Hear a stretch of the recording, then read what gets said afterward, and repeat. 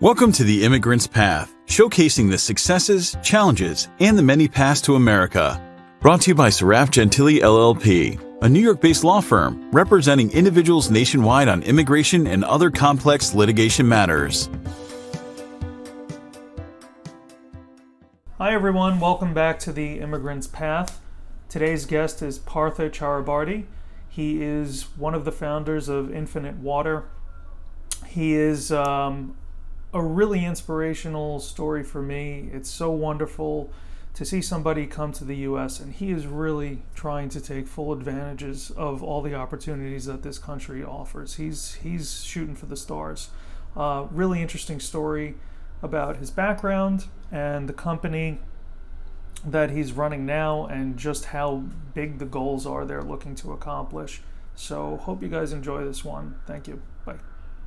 Hi, everybody. Welcome to the podcast. Today, I'm excited to have with me Partha Charaborty.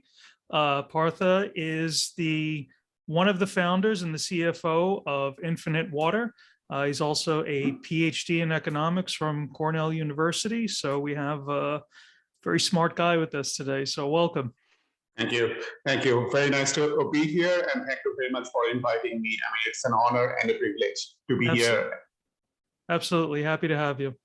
Mm-hmm. So just for folks that are listening that don't know you, I'd just like to go through a little bit of your background. So where are you originally from? Where were you born? I was born in Kolkata, India. So it's in the eastern part of India. And specifically, I was born at PR Singh Railway Hospital. It means nothing to anybody. But yeah.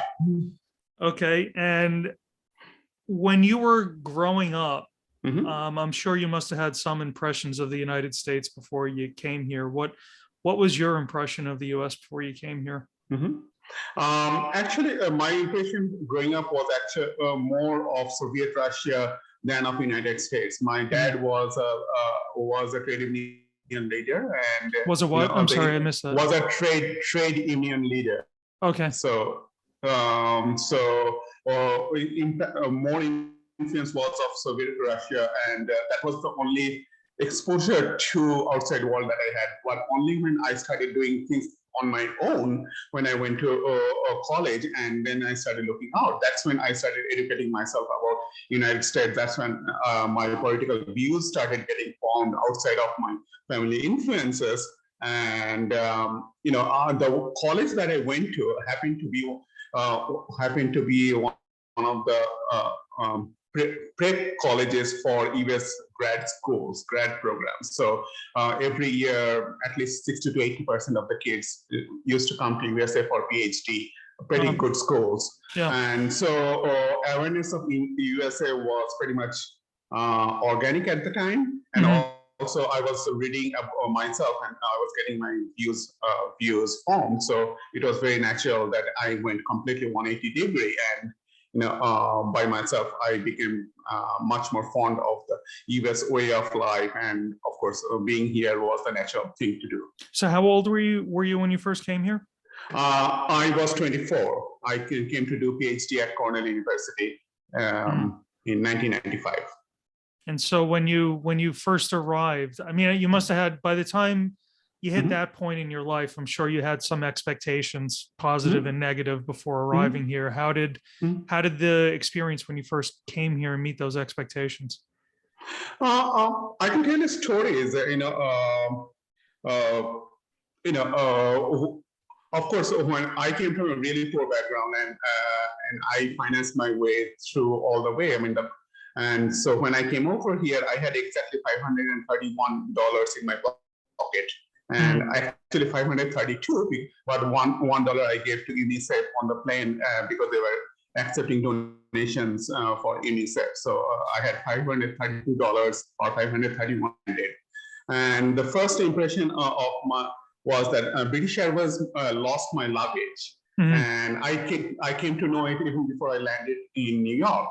So in the plane, they said, no, we're going to give you $100 voucher, and going to get your luggage to you in a day. And I was very happy to get the $100 voucher because, that was more important to me than my underwears that are getting lost somewhere in London. Right, So, right. Joking aside, my first impression of the United States was definitely through the mirror at Cornell University. Cornell was the best 4 years I have had in my life continuously. And it was not just because of the education that I got from Cornell, and also that's definitely true, but more because of the environment that was there. And that essentially, going back to your question, that formed my view about the United States. It's a place that where anybody can come over here, no matter where they're from, where they're coming from. Right. Come over here and they be accepted as equal based on what he or she is doing. And that was fabulous for me because growing up, my parents both were refugees from Bangladesh to India. So, they had their hardships, and I cannot say they were always very much welcome. And so that's number one. But in the US, definitely at Cornell and most places in the United States, I never had that any other feeling than being accepted for who I am. And Cornell definitely made me who I am. And so going back to your question, my first impression of America was that it's very different. And I was ready for some of the academic challenges. I was ready for some of the cultural challenges. But what blew me away in a positive way was the fact that people are so open, welcoming, and embracing of you. And that I cannot say, I cannot say that I was less than ecstatic about it. Yeah. Mm-hmm. Yeah. If I look at your history after arriving at Cornell, you really hit the ground running when you got here. You went from your first stop as an Ivy League university to get a PhD. And from there, you go to some of the most prestigious financial institutions in the world. So, you obviously did very well upon first arriving. Just to go through, a lot of this focuses on immigration. So just some people are interested in some of the technical details of immigration. So did you initially come here on a F1 student visa? Yes, I did. Okay. And then what was the transition from that to something more permanent? What was the process you took? Sure. First, with a bit of data, from the time I landed to the time I got US citizenship, it was 23 years. So I cannot say that it was a beta process. But in many ways, it was as much of me growing up and meeting the challenges. So I came as an F1 student, and of course, my first impression with US immigration system happened to be in Kolkata at the consulate, and I still remember a lady looking down upon me, literally looking down from a high perch and interviewing me. And at that time I did not know, but she was speaking in a very southern accent, and I had difficulty understanding that. So I made my effort to address her questions, but at the end, she got really frustrated, and she said, Mr. Chakraborty, do you understand English at all? And that I did understand. And my reply was that, ma'am, I understand English better than you do. Thank you. And I did not expect a visa after that, but I did get a visa. Yeah. She said, go collect your visa in 2 hours. So that was my first impression of US immigration system. Then I became a student, and from student onwards, then I went through all the places that you mentioned. But what I did neglect is that I neglected to keep my immigration papers and process in due standing. At some point I said that I'm going to move out of the United States. I moved to Tokyo, moved to London, and then moved back to the United States. So my H1 process, or from H1 to green card process, got stalled. Yep. So ultimately, the way I got green card was through marriage of so my wife, who had her green card process separately from me, and I came. Ultimate green card was as a dependent of my spouse. But what happened in the process is in 2005, I was forced out of the country. I was forced to go out of the country. My wife was here. My newborn son was here, or my wife was expecting, and so she stayed here. So I chose to go to Bermuda, the only place I could be where I could still commute to New York City on weekends.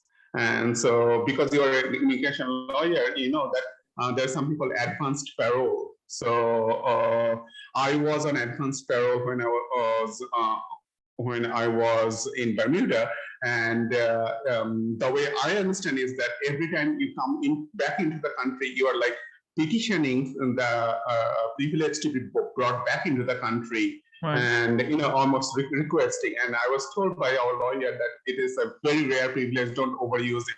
But I used it every other week, and I was fine with it. And that also taught me something, that if you have a reasonable cause, then it is the immigration process can be reasonable with you, can be just and reasonable with you. And for about 7 or 8 months, I did come back on advanced parole every 2 weeks, and and in the end, I did get my green card.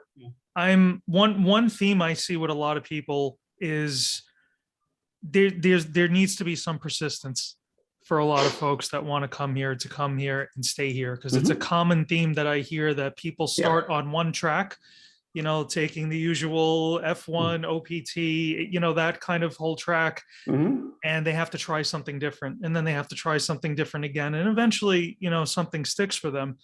But it does take a lot of persistence. And, as far as the reasonableness of the immigration system, it tends to kind of go in swings. It has these periods where it's more welcoming and periods when it's less welcoming. And so of course, some of that's just timing.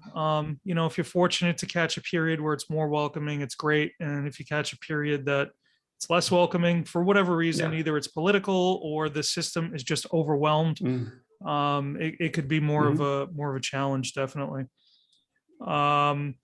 So there is another story. If I can tell you another story. So from Cornell, on my first job, there was an H-1B application process, or OPT or something, and the approval was supposed to come to my Cornell address. And by the time, because I was a poor graduate student, I wanted to save money, so I got out of the apartment and moved in with some friends. And the approval letter came to my old address, and either nobody picked up or whatever, it just went back. So I went back to the back of the line one more time. So by the time I reached New York City with Lehman Brothers, I didn't have any approval. So Lehman Brothers said, no problem at all. Except that we cannot pay you right now. We will accumulate your pay, but we cannot pay you. Right. So after 2 months of that, Lehman said, hey, nothing is happening. So you know what? You are no longer in the job. As of today, you are fired. And that happened to be my birthday also. And during those 2 months, I did not get paid a single dime.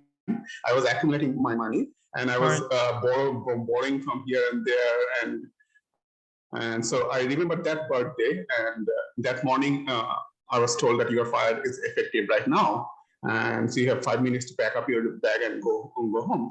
So I did not eat anything, and the whole day in New York City, I had a subway card, so I was in subway all day. So, and then in the evening at 6:30, when I went back home, which was somebody let me stay in their basement.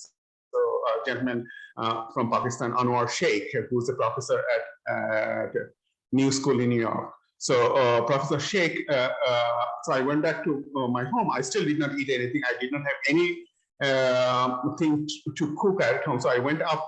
So I go back to my room, and there's a yellow sticker on my door.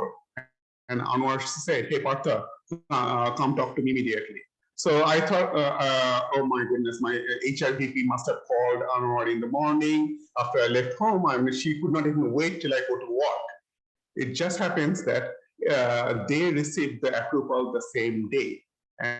that was the time before cell phone. Of course, I did not have money to have anything. I didn't have money phone at my home either. So she called Anwar because that was the only number I gave her, and she told Anwar, tell Partha to come back as soon as he gets the message. So if he comes back today, so his employment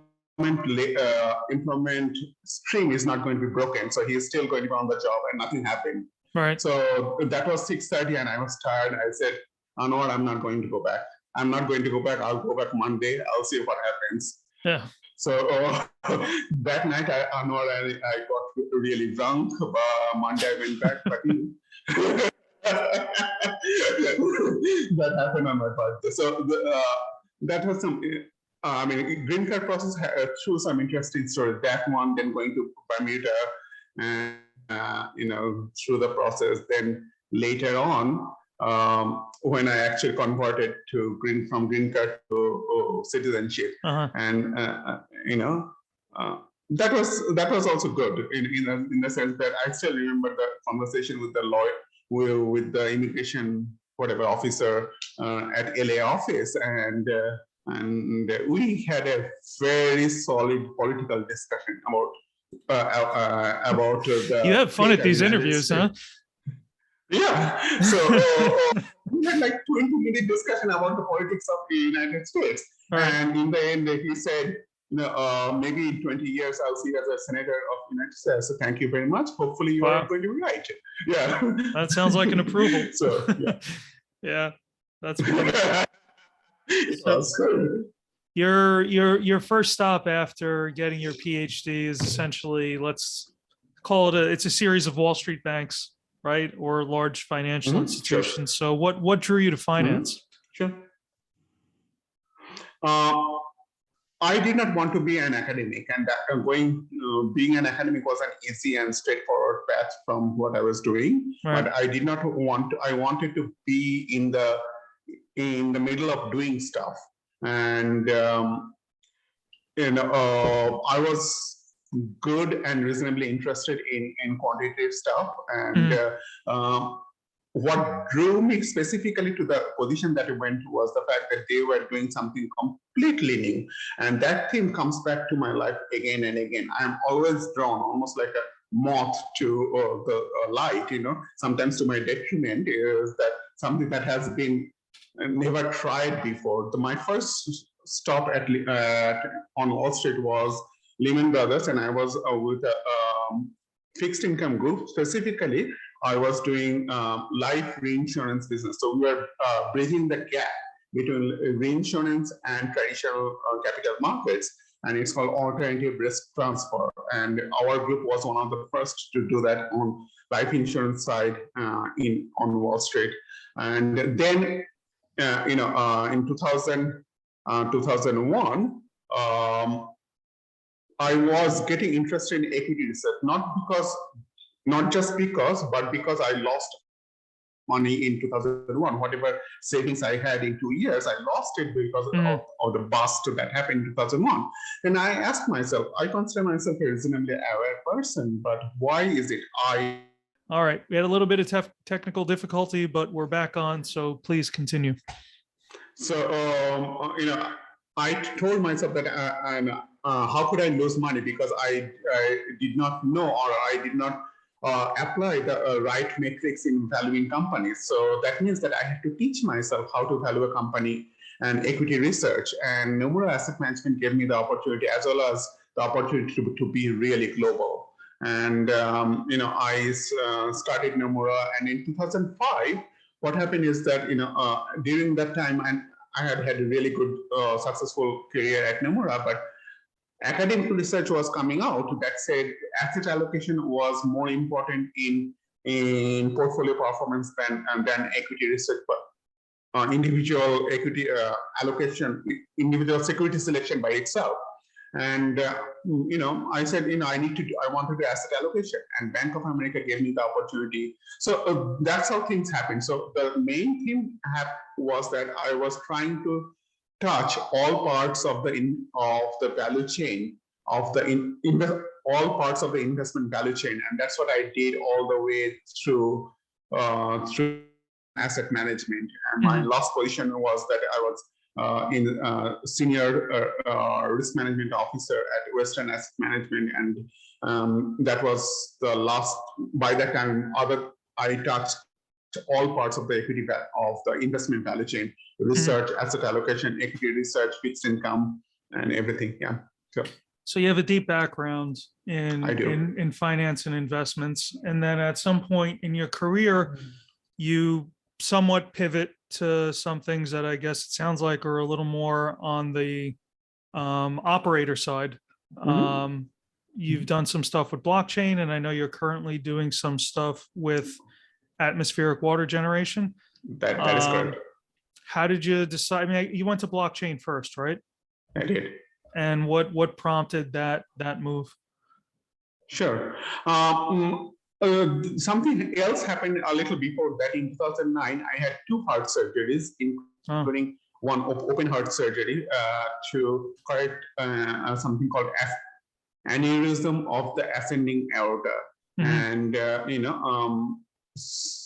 so somebody literally stopped my heart. This is my second life, and somebody literally stopped my heart. So after my first surgery, the next day, I told my wife, and this is my second life, and in my second life, I want to go back to what I really wanted to do back at grad school, this being an entrepreneur. Because in grad school also, I started a company called bookwormbooks.com. So that's how I did. I reached out to 2 people who, one of them was my mentor at Bank of America, and we started a hedge fund called Anglite Capital. It was not that successful. Then I came out of it and started on my own completely, Kent Avenue Capital Partners. It was successful.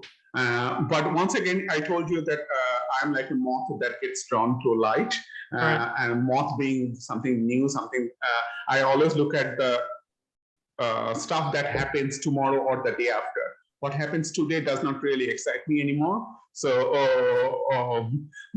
in 2016-17, blockchain was starting to be more and more important. So I started to read up, and I co-wrote a book on blockchain too. And I teamed up with one of the top theoreticians of blockchain, and became CEO of a blockchain technology startup.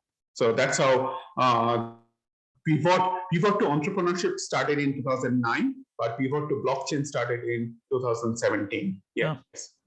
I think we share that personality trait in common. As you're describing yourself, I'm kind of laughing to myself because it sounds like me in a lot of ways. But so wise minds think alike. Wise minds think alike. Yeah.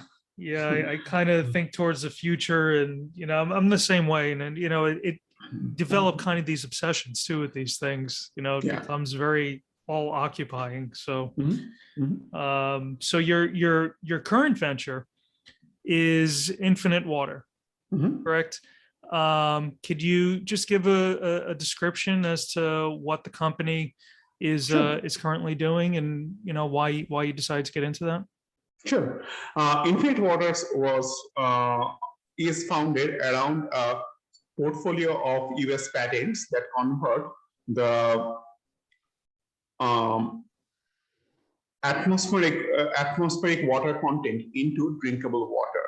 It was started by a gentleman named Arthur Newman, Newman, and Art created the portfolio of US patents, and that's how Infinite Water came to being. So what we do is actually very simple. So think of your air conditioner or your dehumidifier. Dehumidifier, what it does is that it separates water from the atmosphere, and the water comes out, and the air that comes out is drier, right? But the water that comes out is not drinkable because they use a chemical process to separate the water vapor. And what we do is not chemical at all. We have an electromechanical process to separate out the water vapor, and the water vapor that comes out is actually purely drinkable. So the way I try to say is that in a Los Angeles weather, say about right now, our machine, our benchmark system can produce about 5 gallons of water per day. And why 5 gallons is relevant? 5 gallons is about the water that CDC says a family of 4 needs for drinking purposes. Please remember that this is not for cooking, this is not for your bathroom, this is not for taking shower or anything like that, So, so our technology is also scalable.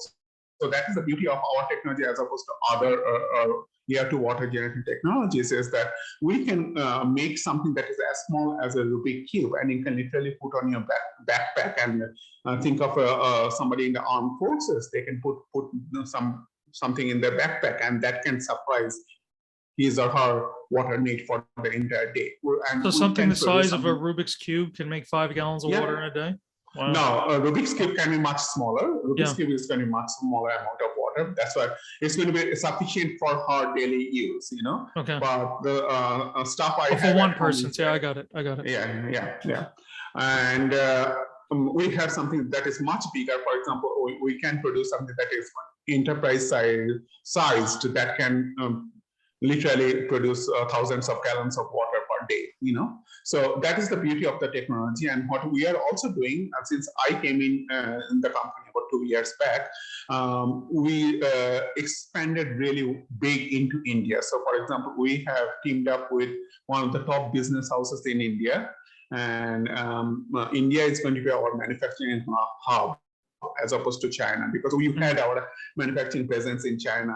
We had some difficulties over there, but India is going to be our manufacturing presence.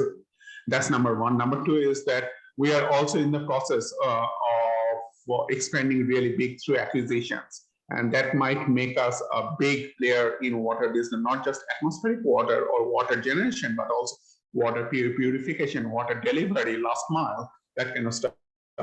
And why is India so important? Because of course, every country has a water shortage, and I don't have to go through all the reports and everything. But for India, what the government has done is that they have allocated $80 billion to be spent in next 5 to 10 years on drinking water supply in both villages and in urban areas.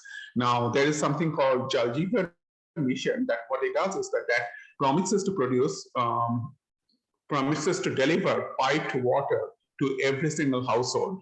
And that's a really gift. If you understand where India came from, that's a really big ask. And I'm very happy that the government is doing amazingly well on their path, and we hope to be partner with the government and in some ways possible. So does the technology, you had mentioned Los Angeles, and I guess what that brought to mind is arid climates versus humid climates. Does the technology need to be in a humid climate to operate, or does it work in climates like Los Angeles that are more arid? Right. It works in Los Angeles. It of course will not work in the middle of a high desert. It is going to work with very little yield. Let me say that way. The output is lower and slower. There's not enough very low yield. So for typical, we have different charts, but I think our sweet spot is Los Angeles is definitely within our sweet spot. Let me just say that. Yeah. And what type of energy does the units run on? Does it run on just normal electricity or solar, or like how do they operate?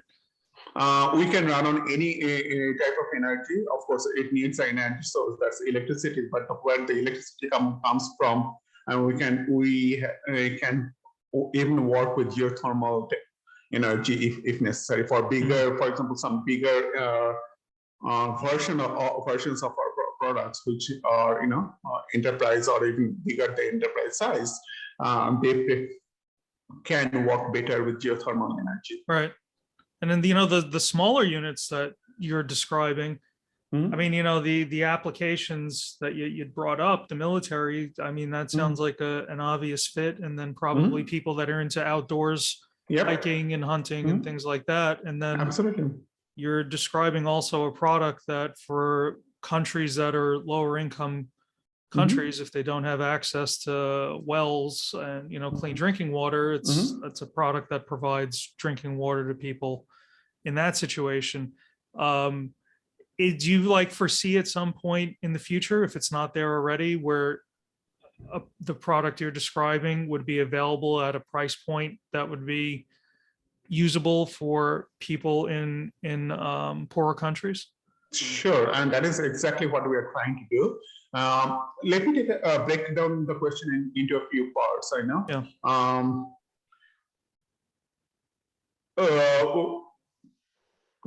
The price point that you are talking about also depends on the price point that you can actually that is visible to a customer. For example, if the customer is not required to buy, but is only required to rent it out, or say, for a small monthly fee, then the price he sees is much lower. I'm just picking numbers from my head. So, for example, instead of asking them to buy a $400 water cooler / water generator, what about if we say we are going to for $40 a month, we can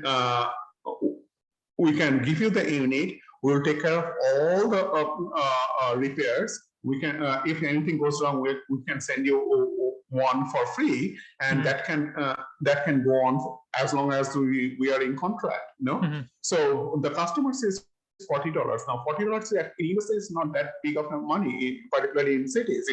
Most people that we met in our focus groups, they spend more than $70 to $80 per month per head on water, bottled water, that kind of stuff, mostly in the cities. And so if we can say that for $40, we are going to give you a nice bottle and that you can carry the water with, and we're going to give you the water generator unit, anything happens, you send us back. So that's the price point that they see. I mean, that's one point. Next part is, let me go to the other end of the spectrum. At the bottom of the pyramid, say a village in India, something like that. When people talk about water delivery system, people even in India, people start to think immediately about $100 million project, $500 billion project. What we are hoping to do is completely decentralize the water delivery to the final, to the household. So instead of having going through all the infrastructure work that can go seriously wrong, that can be serious draw on your capital requirement. Instead of that, what if you could give them 3 or 4 enterprise size units, and for people, they still like to come to the village well. They do like to come to the village well because it's a social meeting town. So instead of meeting the village well, which has gone dry, what about this big enterprise-sized units that you can that can provide water? Maybe we can even have water delivered from there to individual households. So you escape the cost of all those piping. So what we are trying to do is be at the bottom of the pyramid. We are trying to be a complement to municipal water supply. That's our hope, a long-term goal. We are not there yet. We are still, we are still forming our relationships, forming our vision, getting our products ready. But that's my final hope. And then there is another aspect also. In terms of the knowledge, for example, right now, our understanding of water availability in villages is somewhat less granular than it can be. Technology has gone far ahead using geospatial analytics. What you can point out how much water is available both above the ground as well as in the atmosphere to a very high precision, almost to the level of block. Block is a subdivision within a village, so almost on the level of a block. So you know that particular block hasn't been having a water shortage because for whatever reason the water vapor is not big, and access to groundwater is limited. So for them, what we can pinpoint our offer of enterprise-sized units all the way to the very granular level, and that's something that we are going to do over in the future. We are developing the technology. We are forming alliances with companies who have part of the technology, and expect that to see us there in 3 to 5 years. And what stage is the company in right now? Is the company in the stage of developing the technology, or has it been implemented at this point? Technology has already been there. We have a portfolio of 8 US patents, as I mentioned. Right. We already have our benchmark products. What we don't have is the manufacturing relationship, because our Chinese manufacturing relationship has died. So we are trying to get new manufacturing relationship in India. To answer your question, technology is already there. Technology has been there for some time. What we need to do is get the awareness back up. I mean, so it's a long game we are playing, and we are not going to be short-sighted. We are not going to be too fast in the game, because it's a long game, and we're developing relationships at all levels. So that's where we are. Well, one thing you cannot be accused of is not being ambitious. This is a really ambitious, big goal that you're taking on here. And, you know, you listening to this, you can't help but to root for you and hope this works out. And, you know, not just because of you. Of course, I want to see it work out for you, but especially for countries that have problems with access to clean drinking water. I mean, this is such a potential game changer. It's hard to see a situation where a region of a country that has this issue could really develop if you don't have access to clean drinking water. It's just so basic. So you provide that basic level of clean drinking water to these places, and I think you're going to see hockey stick growth these places, and just such a, aside from the economics, just a tremendous quality of life improvement. So I mean, this is there is a personal story that brings me here, you know. This is a long game that we are playing, and you can ask, and definitely people have asked, why are you in this game? Because it's a really long game, and you could do some other stuff. I'll give them a story. You know, when I was about 7 or 8 years old, 1978, there was a big flood in Kolkata. Really big flood, you know, and everything was flooded. Our house was flooded. We had to get water. We used to get water from a tube well, you know, the tube well where you press to get water. Right. And I still remember where the water would come out was barely 3 fingers over the sludge and other waters that are going, the flood waters that were going through, and that was our only water supply. My dad still went to that same place and got water. Even as a 7-year-old, I told myself, there has to be a better way than this. Right. There has to be a better way than this. So, and I'm not the only one. There are millions and hundreds of millions in the world who are saying the same thing. Either they're having water that they cannot drink, or they don't have access to any water. And this is for the betterment of the humanity, is that anybody who thinks of the future of humanity in any sort of way has to say, what one problem? Give me one problem that you want to solve in the world, and I'll tell them that is the problem of lack of water. Right. You know, after that, you know, it's not because of the physicality of it. I mean, you died from thirst before you died from hunger, but it's more than that. It's more than how you call yourself as a human being, and that is the thing that draws me here. So I don't know where we are going to be 50 years from now, but I want to be very much involved. I want to be at the ahead of the game. I want to be one of the biggest thinkers. I want to be one of the biggest operators in that thing, not just for legacy as in financial terms, but legacy as in what I'm leaving for my child, what I'm leaving for his children, what I'm leaving for children of the world. You know, you live for the children of the world. Right. I mean, there is something. There is a Bengali poem that says, what you are giving for the newborn. You know, নবজাতকের কাছে what am I leaving for the newborn? So that's exactly what I'm trying to do. And it's a long game, and it's an ambitious game. Maybe we are not going to be successful at all. It reminds me. It's an entrepreneurial thing. Yeah, I mean, as you're describing it, the analogy that comes to mind for me is phones. Previously, if you look at people that are trying to address the water issue in the world, a lot of it is NGOs, and they're going around building relatively expensive well infrastructure.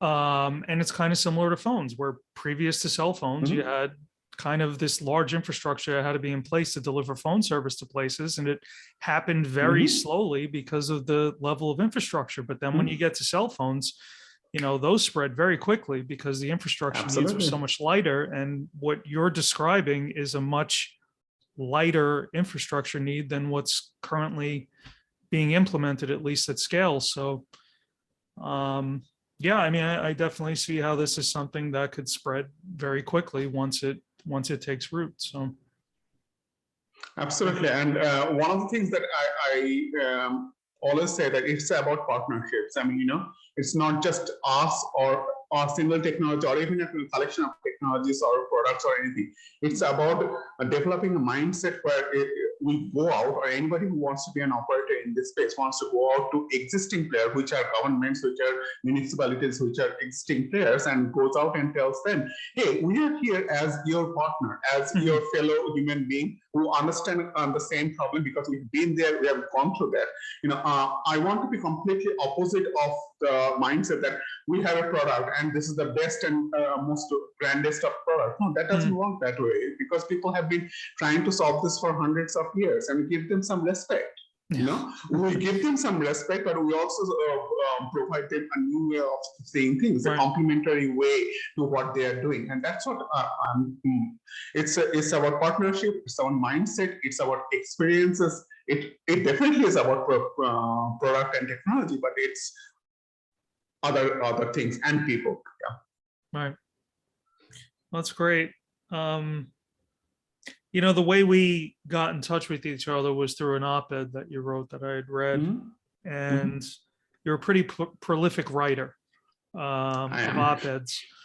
Why do you take the time to do that? Sure. It's I would like to say that it's one thing I do for myself. One of the few things I do just for myself. I think about stuff, and let me take a step back. As an immigrant, we came here for an idea, for a product. I mean, going back to the product concept, for a product and the value that brought us here. We chose to be here. And so, in many ways, I feel that immigrants are the best torchbearers of the values of America. Even though we came from outside, because we came here for a set of values, a set of opportunities, and set of mindsets, and we self-selected each other. Right. Nobody dragged. Nobody dragged me. Even now, even if you are coming from the poorest of countries as refugees, nobody is dragging you here. I mean, that happened a long time back, but no longer, right? Right. So we are choosing ourselves, self-selecting ourselves to be here. As a result, we have the responsibility to make sure that people know what brought us here, and make sure that the same values are carried forward for our future generations. So that I think is the best answer. Is why do I write so much? Because I want to make sure that I see the same values that brought me here. And if there is a difference, if there is an improvement that can be made, then I offer those improvements to my writing. And it's something I do just for myself. Yes. Yeah, I mean, that's one of the things that really draws me to the immigration space, is what you're describing as being the torchbearer of a lot of American values and ideas, because there's a purity to that with immigrants that doesn't necessarily exist with people that were born here. If you're born here, you may be in that category, but you also may start to get this idea of being an American based off of kind of blood and soil, kind of like how somebody from Europe or Asia may kind of conceptualize themselves as being Italian or being Indian or whatever it may be. That's less dynamic in my point of view, to have that attitude versus having the attitude of I'm here based off ideas. So immigrants are really a pure expression of that. So it's one of the things I really find it is attractive about working with immigrants. Do you and have each of us mortgage our when we were growing up in a country, I mean, maybe we were poor, maybe we were really wanting many different things, but the thing is, we had a life, we had relationships, we had our roots in whatever country we came from. So we mortgaged all of that. We mortgaged all of that to start a new life over here. And why? Why did we do that? That's because of the values, the American values. And American values are the biggest selling points. If I want to be crass as saying that, American values are the biggest selling points America has ever had. It may have the biggest warships, biggest super carriers, or all those things. Those are good. Those are fabulous. But it's the American values that bring us there. So often enough. Right. Along those lines, so just kind of looking back on some of these op-eds that you wrote, any stand to mind as something that you're particularly proud of having written or you feel really strongly about? Yeah, I wrote something about General Powell, and after his death, and in many ways he represents the best of America. Even though there are, just like with the best of us, there are moments when, I don't support things that he did, I don't necessarily support. But the thing is, he represents the immigrant America, in one of the speeches, he said, America is the last best hope of humanity, and something to that effect. And I truly believe that. And that kind of conviction, you can find only from an immigrant who came here and was thrown into nothing. And I think he actually said in as many words that this is the country where people come here and they don't speak the language, they don't know anything, but in 5 years after that, they just become something hyphenated American, and that's the best thing that can happen to the whole country. And I think I truly feel that way, and he was the biggest defender of American exceptionalism, if I might say that, and I'm really proud of writing that. Yeah. Right. That's great. So for people that are thinking of immigrating to the US or have recently arrived, you have a lot of experience under your belt at this point. Is there any advice that you would give to them that you think would be helpful? I would echo what you said, is that it's a process. Be consistent, be persistent, and never lose hope. That's, I think, the biggest thing. My process took 23 years, but it was a nice journey. It was an interesting journey. I'm sure people are going through difficult times, and as you also said, that there are ups and downs, and we have seen some downs in the last few years. But America as a country is very embracing. This is truly a country of immigrants, and they believe that, we believe that, and as a result, don't lose hope on the country. Right. Yeah. Amen to that. I definitely agree with that. Amen. So if somebody wants to contact you or learn more about Infinite Water, where would you point them to? We have a website, infinitewaterinc.com, or maybe I can pick up they can contact me by email, partha@infinitewaterinc.com, and let me see if I can be helpful. Yeah, I could add that in the description of the show as well. So sure. Before we go, is there anything we didn't touch upon that you'd like to address or discuss? No, I think I think I touched upon all the points, and thank you for doing this. You are doing a very good job, and you're keeping the fire alive. And you and there are many people who helped me, and many people who in my social circles who are doing similar stuff. And I want to thank all of them and say that please don't give up on your efforts. And just as much as we don't give up on America, you don't give up on immigrants. Please don't, because we are the future of this country in more ways than one. And let's keep the journey going. Yeah, and thank you for coming on. And one of the things I was really excited to have you on for is you exemplify a lot, I think, of what the aspirational view of immigration is that people that are coming here and they're not taking for granted the opportunities that exist here. They recognize them more strongly than the people that are born here. And you're swinging for the fences. You're not coming here and looking to accomplish a mediocre goal. You're coming here dreaming big, and that's so inspirational to a lot of, I think, a lot of people that are immigrants, and it's also inspirational to people that were born here to see that. So thank you. Thank you very much for that. Yeah. All right. So I mean, I'm just doing what this country was supposed to is doing by itself. I came here. I was born of refugees in a different country. I came here as an immigrant by myself, and I'm just keeping the same spirit alive, where the spirit that reinvents itself and gets reborn every single time. You cannot squash those things. It takes 23 years. So what?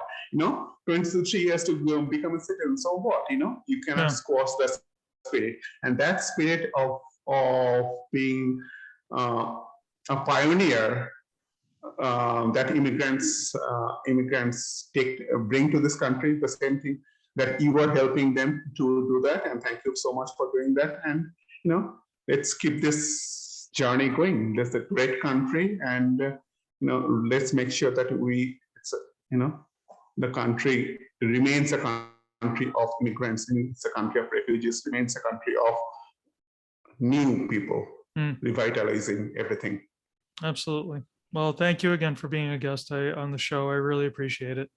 Thank you so much for inviting me. Thank you.